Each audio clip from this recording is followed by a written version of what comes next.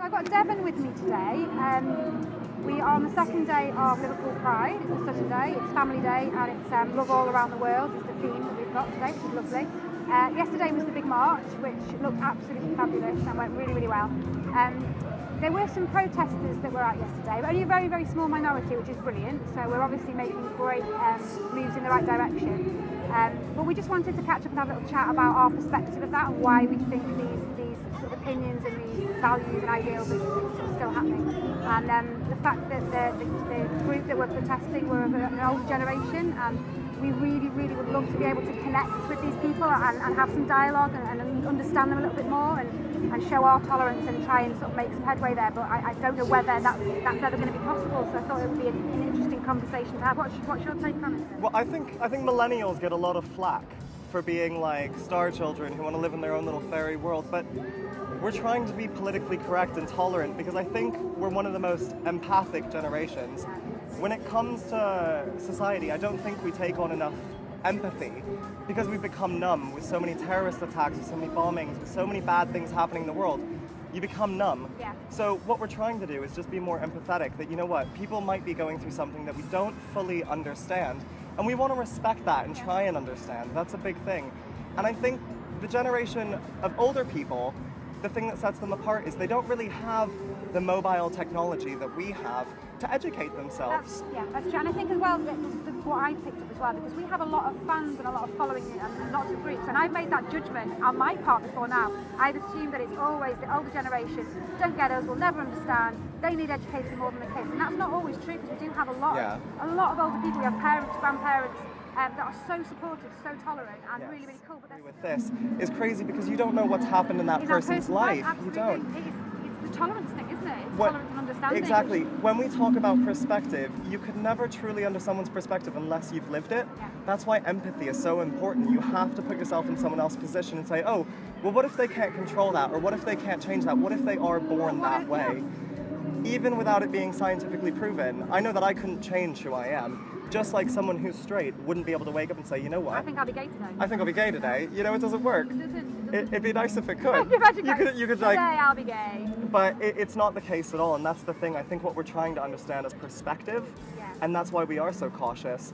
Our generation is so up to date, and people make jokes about people being like social justice warriors and saying like, oh, you can't use the R word, you can't use the N word, you can't use the F word, and it's like, well, yeah, because all of these words are horrendous and they're outdated. They don't define what we're doing. No, modern society, there's no place for them in modern society, is there? No, not at all, because I think what we're trying to do is move forward, become more socially accepting. There's so many big problems as well. This is something that really bugs me.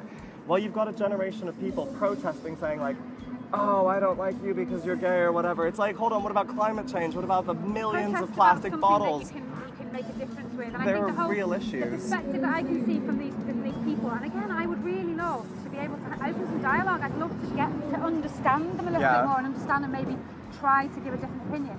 But it's right and wrong, black and white. This is the way it is. Yeah, there's no you're grayscale. Wrong. There's no what's your opinion and why do you believe this and how do you feel about that. It's no, you're wrong and I don't want to entertain a conversation with you. And that's so sad because we can't. It's a tough one. I grew up in the church though, and I met so many people who were wonderful because when you grow up religious, there's two different types of thoughts. There's Jesus died on the cross so that you could live your life. You're saved by grace. You don't need to apologize for anything anymore because he died for your sins.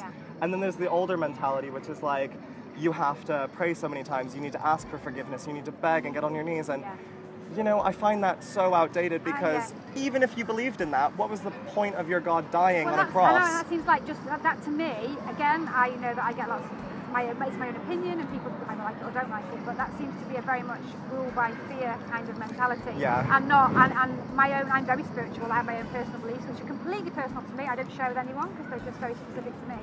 And I have, a belief that whoever or whatever happens to create us, tolerance is the key. It's all about tolerance and understanding for other people. And if the God that exists in modern in churches nowadays was the all-forgiving being that he is in the scriptures, how can we behave in this way in his name?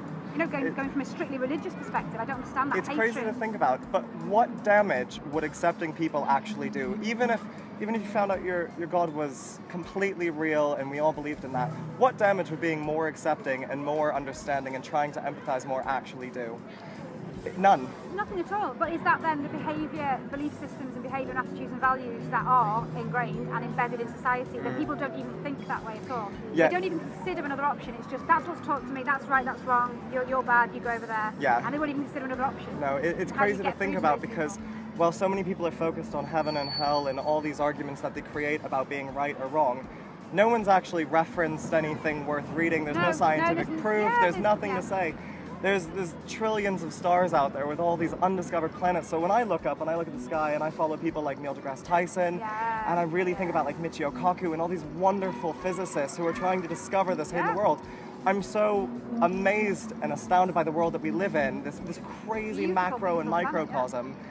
But then you have to deal with things like that, and you're like, it's so big out there. Why are you so focused on such a specific thing? Big things and small minds is the thing, isn't it? Absolutely. Small minds that aren't open to any kinds of suggestions, and I think that's the key for us.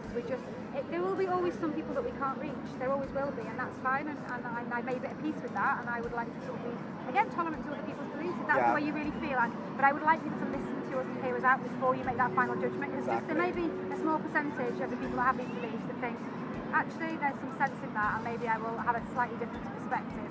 And that's all we really want, really, isn't it? To be heard and just for people to listen. I genuinely think you can do whatever you want so long as it doesn't come at the cost of someone else's well-being. Yeah, I agree with you there. Yeah. You know, I mean, do what you want to do so long as it's not hurting someone else. And if everyone thought that way, then I think we'd take care of a lot more people. I agree. The world would be a much better place, wouldn't it? And it seems such a simple strategy, a simple thing to do. You know, but oftentimes it's like the simple things that really make the biggest change. I think that's perfectly put there. Well done. Love you to bits.